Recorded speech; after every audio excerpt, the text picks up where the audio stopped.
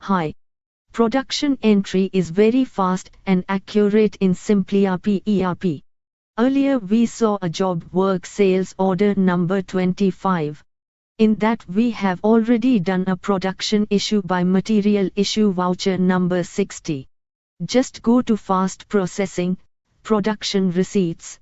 MIV number 60 will be there. Click that.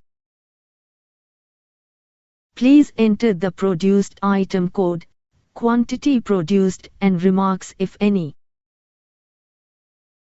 Click Update. That's all. System will automatically generate a material receipt voucher MRV within seconds.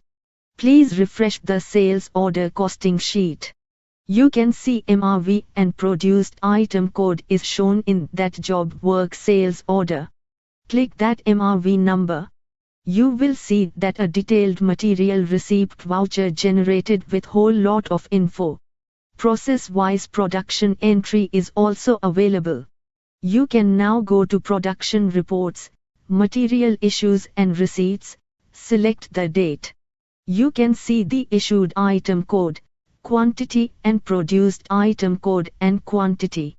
Stock of the produced item code will increase automatically. Please feel free to contact us for more info. Thank you.